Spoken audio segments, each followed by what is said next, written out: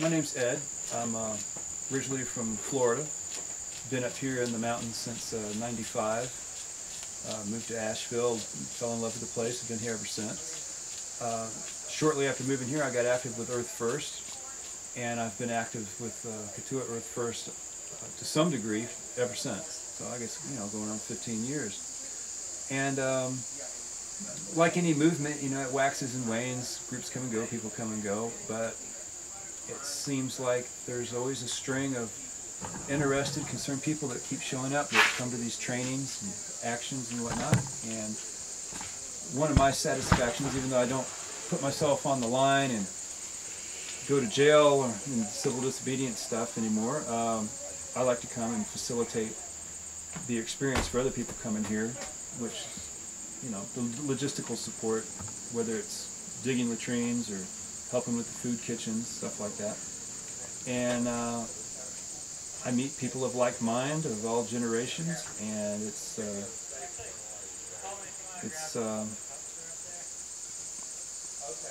I can't describe the words for it.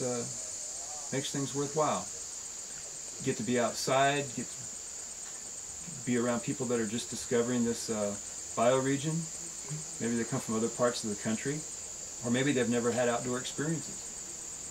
And it's always rewarding and interesting to be around people that are going through that. And also, everybody's pulling on the same rope as far as trying to have progressive change to save our environment and ultimately ourselves. So, what kind of things does Katuah Earth First do? Any kind of direct action stuff? We've got a long history of direct action. Things like office invasions, bank invasions. People will go in and create a scene over a particular ill that facility might be involved in. We've locked down to block roads, block the entrances to chip mills. We've facilitated other groups that may not take quite that hard a stand on an issue, and sometimes radicalize them so that they do come around. And we've worked with other groups to sort of provide a little bit of muscle for their campaigns, while they're doing the paperwork and pushing the petitions and stuff like that. We'll come along and we'll do what we do. And, it's everybody working together. Everybody has varying degrees of what they feel that they're drawn to do, or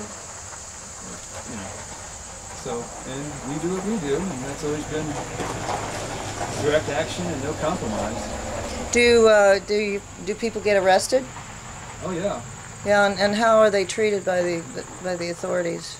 It depends on the issue and where you're at. We blockaded a chip mill in Tennessee some years back, and one of the local politicians came by and made a $25 donation while they were still locked down at the gate. I think it was the mayor of one of the local towns. To the police, are they sympathetic, or are they like the New York police? It depends.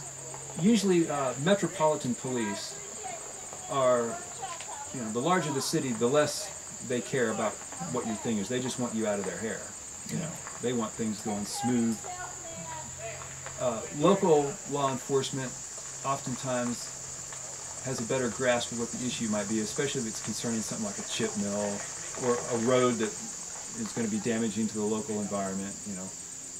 We frequently get what we call the hook and bullet crowd on our side, because hunters and fishermen, they know that they've got to have an intact ecosystem for them to enjoy their sports. So, we get unlikely allies sometimes. This depends on what the issue is. Mm-hmm. Blowing Rock, City Council of Blowing Rock, found out they had a Forest Service timber sale that was going to decimate the woods in the view shed of Blowing Rock Mountain. And they're like, they weren't even consulted on it.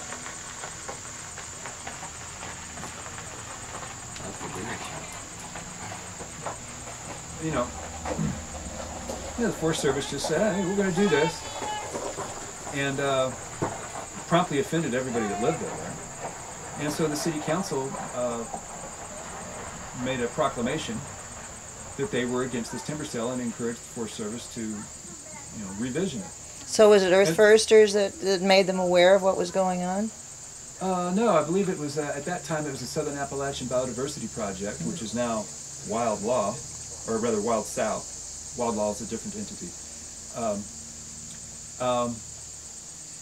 But Earth First latched onto it. We found out about it too, and if you've got already a local community is appalled at something that like the Forest Service is doing, win-win. You go up there and people come out and bring you food, stuff like that. Have you been involved with the mountaintop removal? Oh yeah, yeah. Katuah Earth First was one of the first groups to go up there during Mountain Justice Summer, which I think was 2004, 2005, when it was first getting kicked off, and helped quite a bit with that. We did one of the first tours of Blair Mountain. Went up there with some local people that had long been agitating to get protection for that mountain, but nobody was hearing them. They weren't getting out with their information far enough. And we went up to the top of that mountain, and you can still see the rifle pits up there where the fighting was at. And one of the guys had a metal detector, and he's pulling up machine gun rounds all over the place. We set up a house in Naomi, West Virginia. Worked with Judy Bonds up there and facilitated her coming down here and speaking to other groups. And so networking, it's not all about people making a big furor over something and going to jail. We also help other grassroots groups facilitate their visits through our area, give them places to stay, plug them into other people, and they do likewise. They'll help us out when we have our people going up to different states and different places. That's great. So we network with all kinds of folks. Sometimes great. we network with folks and they don't want to admit they network with us, but, So does Katuah Earth First have a website? I think they do right now. I'm not into the technical aspect of it. I don't even have a laptop or email or anything like that. But Google it and we can find out. Yeah. I'm sure there's something going on there. Anything coming up that you can put up on YouTube? No, don't tell me anything that you can't. Honestly, I'm not really aware of any interesting things coming up. I know fracking is coming into the Piedmont, and that kind of gas exploration absolutely destroys the environment. So I expect we'll be going down into those areas and helping organize people there, so they can deal with that kind of destruction with however they feel is fit to defend their communities. Destroys water supplies. Every community has to have water. And some people will say, well, you can go to the store and buy water, but that's not an option. That's not the way things run. Not supposed to. No. There's folks that want it to run that way, but they're not us. What else? So, well, I guess I'd ask you what would be the message that you want to close this interview with? What would you like to tell people? Pay your rent, work for the earth. Someone else is doing your job right now if you're not doing anything. And if you don't mind your business and, public lands and water privatization and fracking, all these different things all affect our environment, and we're not separate from our environment despite how much time you might spend in front of your television set. So, you got to get out there and get active on it, because there's people right now working to take it out from underneath you. Do you mean pay your rent in a symbolic yeah? Symbolically, yeah. Yeah. Rent You to don't the want earth. to pay your rent for your landlord. That's between you and them. More power to you. Okay, thank you very much, Ed. Appreciate it. Okay.